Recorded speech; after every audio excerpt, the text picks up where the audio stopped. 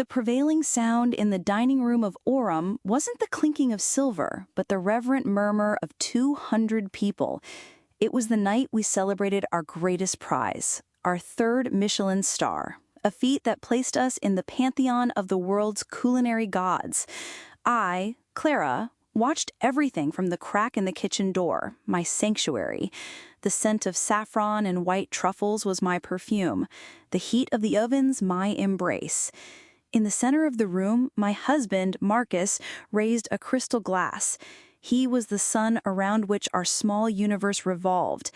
Handsome, charming, with a gift for words I never had.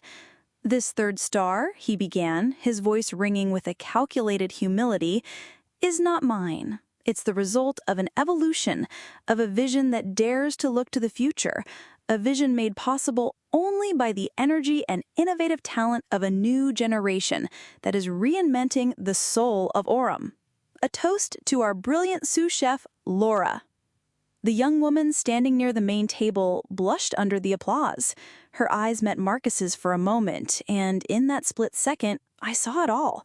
The complicity, the intimacy, the shared secret.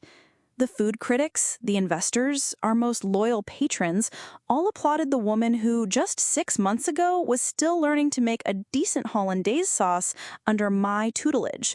I, the creator of every dish on that award-winning menu, the woman whose tired hands and trained palate were the true secret of Aurum, felt the floor disappear. I had been reduced to a ghost in my own kitchen. I took a deep breath, straightened my white chef coat, and walked out into the dining room. The silence spread like a wine stain on a linen cloth. Marcus saw me, and his smile faltered, but he quickly reassembled it, preparing to include me in a forced thank you. I walked right past him. I went to the table of one of the most feared critics in the country, a man whose verdict could build or destroy a restaurant. With a swift, precise movement, I picked up his main course, the pistachio-crusted lamb with black olive soil, my masterpiece. Under the shocked gazes of everyone, I carried the plate back into the kitchen. I returned seconds later with an identical plate and placed it before him. "My apologies, Mr. Dubois. There was a small error. The dish you were served was missing its most important ingredient." I turned and faced Marcus, whose face was pale. And before returning to my sanctuary, I announced to the entire room, "To celebrate this award and to seek new inspiration, I am informing you all that I will be taking an indefinite sabbatical effective tomorrow. Aurum is in good hands." The silence that followed was the loudest explosion I had ever heard. Marcus knew, and now I knew that he knew. I hadn't just corrected a dish, I had removed the soul of the restaurant in front of everyone who mattered. To the world, Marcus was the genius, and I was his mysterious chef wife, the artisan who executed his visions. The truth was the exact opposite. Aurum was born from my leather-bound journals, where I jotted down not just recipes, but memories, textures, scents. I developed every concept, every technique, every dish. Marcus was the master of ceremonies, the man who translated my art into profit and fame. I never wanted the spotlight, only the freedom to create. It was a pact that had worked for 10 years. The first dissonant note in our perfect duet appeared not in the kitchen, but in the accounting. About 8 months ago, I noticed a new recurring expense line called Brand Expansion Consulting Horus Group. It was an exorbitant sum. When I asked Marcus, he was vague. "It's the future, my love. We're exploring the possibility of bringing the Aurum experience to a wider audience. Gourmet products, maybe a more accessible second line, long-term stuff." I trusted him. I always did. My domain was flavors. His was numbers. But something bothered me. The name, Horus, the all-seeing god. It felt like a cruel irony. Confirmation of the betrayal came in a mundane, almost pathetic way. I was looking for one of my creation journals, a specific one on fermentation that I treasured. I couldn't find it in the kitchen or our office. I remembered Marcus had borrowed it to inspire the team. I went to the staff locker room and opened his locker, which he rarely locked. The journal was there. and from inside it, a small memory card fell out. Curiosity, that dangerous cook, got the better of me. I took the card to my laptop. What I found chilled my blood faster than a nitrogen-whipped sorbet. There were dozens of photos. Photos of every page of my most secret journals, the recipes, the notes, the techniques I had spent a lifetime developing. And there was a folder named Project Essence. Inside, a complete presentation, a business plan for a line of luxury supermarket products called Essence by Aurum. Sauces, seasonings, pre-made meals, all based on my most iconic creations. The plan detailed a deal to sell the Aurum brand to the Horus Group, a massive food corporation. And the cruelest part? A new corporate structure where Marcus would be the chief creative officer and Laura, the young sous-chef, would be the head of product development. My name appeared nowhere. There were also audio recordings, meetings between Marcus and the Horus executives. His voice, so familiar, now sounded monstrous. Clara is an artist, a purist. She would never agree to simplifying her art for the masses. It's her weakness. But her genius is already fully documented. With Laura, who's young and ambitious, we can replicate and scale. Clara's soul, Laura's face. It's the perfect combination for the market. He wasn't just having an affair. He was plagiarizing me, planning to erase me from my own art, sell my soul, and replace me with a younger, more pliable copy. He was stealing my legacy. In that instant, the chef in me died. The artist felt violated. But the woman who had survived the flames and cuts of a professional kitchen for 20 years, that woman took the memory card, made a copy, and began planning Marcus's last meal. A dish he would never forget, served cold at the perfect moment with the perfect garnish, ruin. The awards night ended in a blur of fake smiles and empty congratulations. I locked myself in my kitchen, my stainless steel sanctuary, and waited. Marcus only showed up hours later after the last customer had left and the sound of the cleaning crew was the only thing left in the dining room. He stormed into the kitchen with the fury of a dethroned king. "What was that, Clara?" he snarled, his usually smooth voice now as rough as a grater. "A sabbatical? You announced that on the night of our greatest achievement? Do you have any idea how that sounds? Like you're abandoning ship?" I was calmly sharpening my favorite chef's knife on a whetstone. The rhythmic, grating sound was the only thing breaking the silence between us. Shh. Maybe the ship was already sinking, Marcus, and the captain was too busy selling off the lifeboats? He stopped, caught off guard by the metaphor.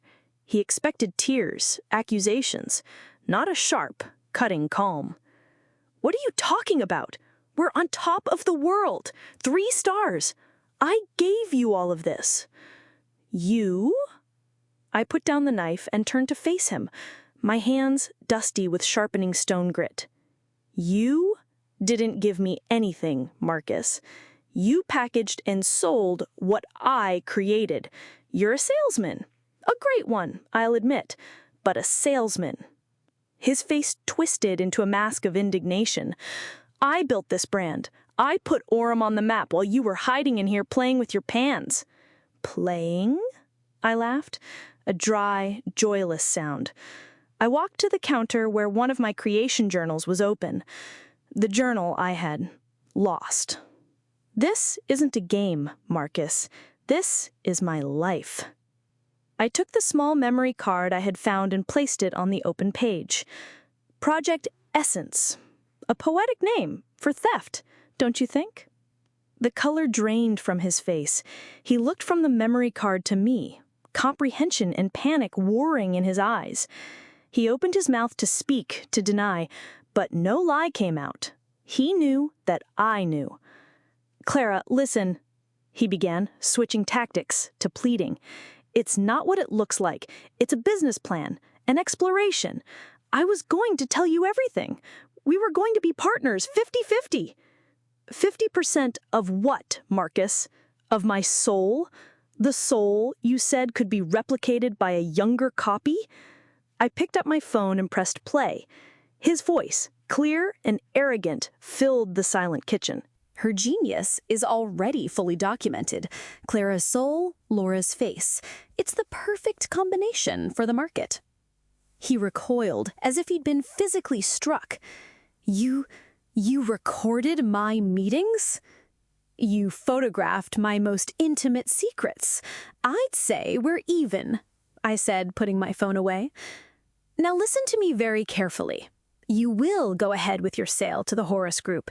You will proceed with your Project Essence. You will give them everything you promised. He looked at me, confused and suspicious. What do you want, Clara? I want to watch, I replied, a cold smile forming on my lips. I want a front row seat to see what happens to a body when the soul is removed. I want to see you cook. He breathed a sigh of relief, thinking it was just a tantrum, a humiliation he could endure. He still didn't understand. He thought the genius was in the journals, in the documented recipes. He forgot that the magic isn't in the sheet music. It's in the hands of the conductor. Your product development team with Laura will have full access to the kitchen starting tomorrow. After all, I'll be on vacation. But don't worry. I've left a copy of all my games for you. Have fun. If you can taste the betrayal and can't wait to see Marcus get his just desserts, take a pause and subscribe to our channel now. The main course of this revenge is about to be served, and you won't want to miss it. I kept my promise. I emptied my locker, took my original creation journals, and left Aurum's kitchen for the first time in a decade without looking back. I went to a small family cottage on the coast of Maine, a rustic place with no cell service and a wood-fired stove. For the first time in years, I cooked only for myself. The silence was my soundtrack. Meanwhile, in New York, Marcus, driven by a mix of greed and spite, accelerated his plans. He believed my departure was a bluff, an artist's tantrum that would end within a week with an apology. He was convinced he had everything he needed, my recipes, my staff, and his new muse, Laura. His counterattack wasn't with lawyers or lies to friends. It was more subtle, and in his mind, more devastating. He began to position himself as the true and only genius behind Aurum. He gave exclusive interviews to the biggest food publications. Clara is a brilliant chef, but a traditionalist. Aurum needed to evolve, and I felt it was time for me to take the creative reins to bring our cuisine to the next level. He declared with a false pain in his voice. Laura shares this vision for the future. He and Laura became the new golden couple of the New York food scene. Photos of them smiling at events, creating together in Aurum's kitchen, were splashed across society columns. He was erasing me in real time, rewriting our history with the ink of his betrayal. In the kitchen, Project Essence was in full swing. Marcus hired food technologists and consultants from the Horus Group. Their mission was to dissect my recipes, simplify them, industrialize them, to turn my pistachio-crusted lamb into a frozen microwave meal. Laura, the young sous-chef, now promoted to head chef, tried desperately to maintain the restaurant's standards. I knew, through my loyal maitre d', that the first few weeks were chaos. Dishes left the kitchen with the wrong textures, sauces that split, flavors that lacked the depth they once had. One critic wrote a discreet note on his blog. Aurum seems to have lost a touch of its magic. The technique is there, but the plate feels like a perfect, yet soulless copy. Marcus, in his arrogance, ignored the signs. He was focused on the grand prize, the final presentation to the Horus Group executives. He had promised them an exclusive tasting dinner at Aurum to seal the multi-million-dollar deal. The menu would be an exact replica of the one that had earned us our 3rd star. It would be the final proof that Clara's soul was replicable and therefore disposable. I received a formal email sent not by Marcus, but by his assistant. It was an invitation. Marcus and the team at Aurum are honored to invite Clara to a special dinner to celebrate the future of the brand. It was a taunt, an invitation to watch my own execution. He wanted me there to see Laura receive the applause, to see my legacy packaged and sold. I smiled as I read the email. He didn't know, but it wasn't an invitation to an execution. It was an invitation to my coronation. I replied with a single line. It would be a pleasure. I confirm my attendance. The fool was setting the stage, sharpening the guillotine, and inviting me to place my head on the block. He forgot one thing. A chef's magic isn't just in the recipes she writes. It's in the secrets she keeps to herself. While Marcus orchestrated his marketing campaign in New York, I began my own silent offensive, not with advertising, but with roots. I spent the next few weeks traveling across the country, revisiting the small batch producers who formed the true soul of Aurum. First, I went to Vermont to visit Mr. Allister, the cheesemaker whose 18-month-aged cheddar was the foundation of our most famous soufflé. I sat with him on his porch, breathing in the scent of the earth. He told me that Marcus's team had called, trying to buy his cheese on an industrial scale. I said, "No, Ms. Clara," he said, his eyes wise. "My cheese has time. It has a soul. It's not for a factory. I only sell to those who understand my art. I only sell to you." Next, I traveled to the Pacific Northwest, to the small coastal community that supplied me with wild sea salt, hand-harvested, with a minerality no one in the world possessed. Mrs. Gable, the matriarch of the community, greeted me with a hug.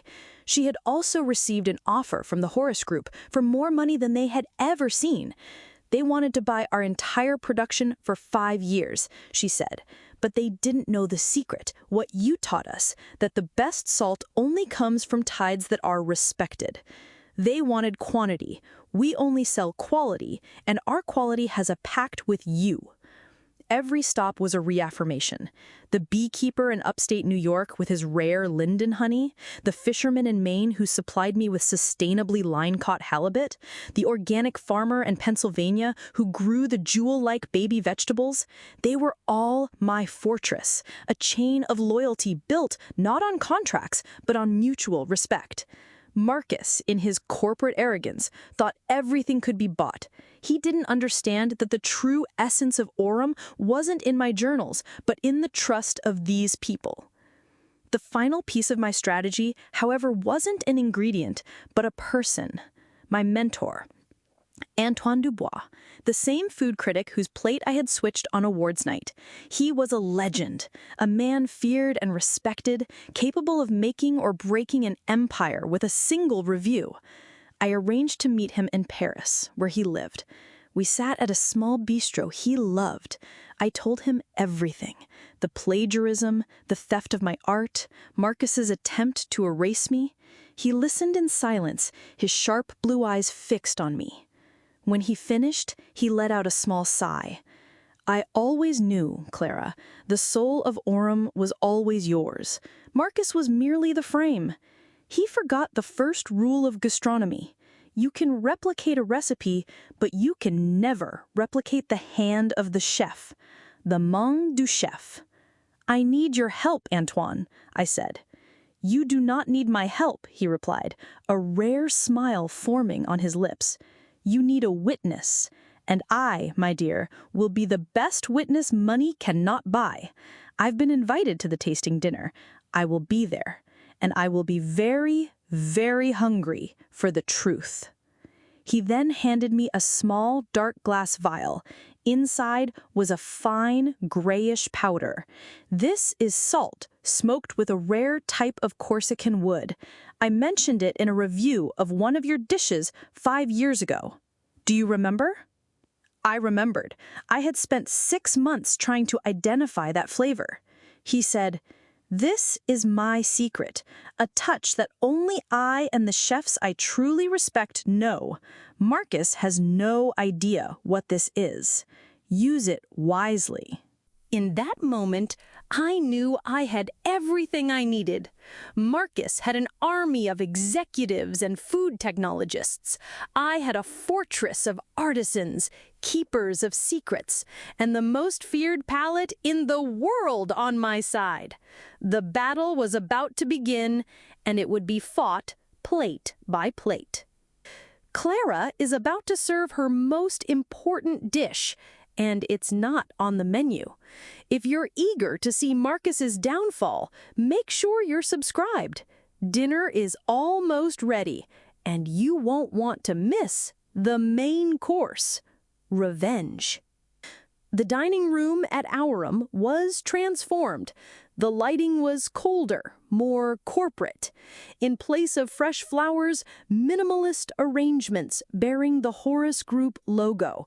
A large screen displayed the Essence by Aurum brand. It was my restaurant, but it felt like a soulless body. I arrived discreetly, wearing a simple black dress, and took a table in the back. Marcus, radiant in the center of the room, saw me and flashed a triumphant grin, a predator showing off his prize. Beside him, Laura, the sous-chef, looked nervous, adjusting her white chef coat, a cheap copy of mine. The dinner began. The first course, a replica of my mushroom consommé with tapioca pearls, arrived. The aroma was right, the appearance perfect. But with the first spoonful, the difference was stark. It lacked the earthy note, the depth that only came from a broth simmered for 48 hours with ingredients only I knew. It was technically correct, but emotionally empty. I saw Antoine Dubois at the main table make a discreet note in his journal. Course after course, the charade continued. Each creation was a picture-perfect photograph of mine, but without the flavor, the texture, the soul. It was like listening to an orchestra play the right notes, but with no passion.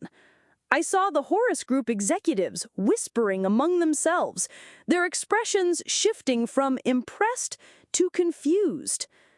The climax of the evening was the main course, the pistachio-crusted lamb with black olive soil, the masterpiece that had earned us our 3-star.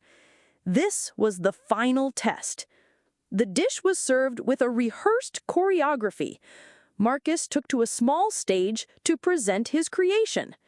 And now, he announced, his voice full of pride, the jewel in the crown, the dish that represents the future of Aurum, a recipe we have refined, perfected, and is now ready to be shared with the world. As he spoke, I took the small vial Antoine had given me.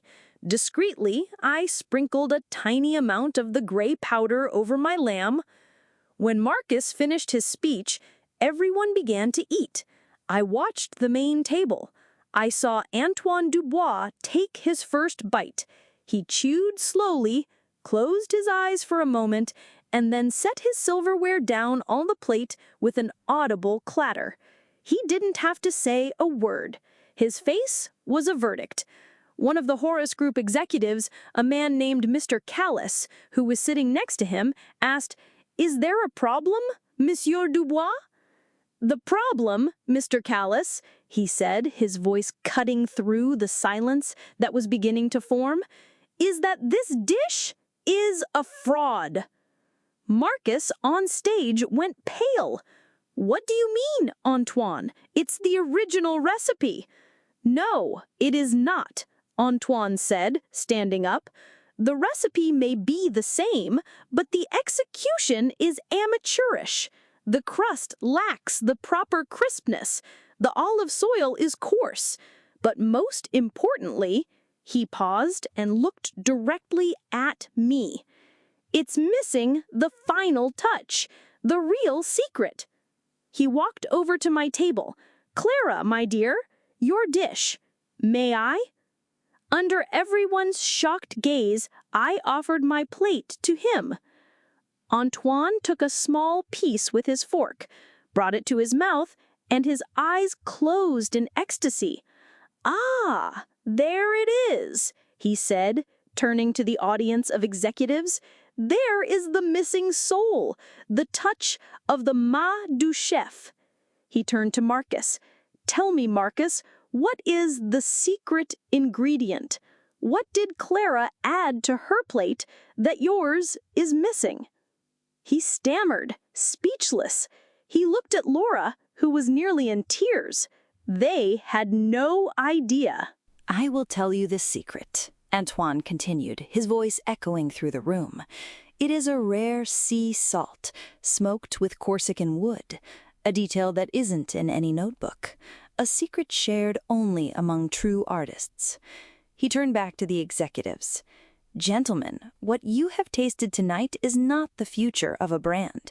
It is a soulless copy. The product you plan to launch will be a lie, and the public, my dears, can be fooled by packaging, but never by taste. You are about to make a very bad investment." The silence was broken by the sound of Mr. Callis standing up and throwing his napkin on the table. The deal was dead. The banquet for Marcus's ruin had been served, and the taste, for me, was that of the sweetest, most well-deserved victory. The collapse of the Horace Group deal was the beginning of the end for Marcus. The fiasco of the tasting dinner spread like wildfire through the culinary community. Antoine Dubois' review was published the following week, and it was brutal, not to the restaurant, but to the man. He didn't critique the food, he unmasked the fraud. Aurum without Clara is like a Stradivarius violin in the hands of a street musician. The notes are there, but the music is gone, he wrote. Marcus, drowning in debt and with his reputation in tatters, tried to keep the restaurant running, but the magic had vanished.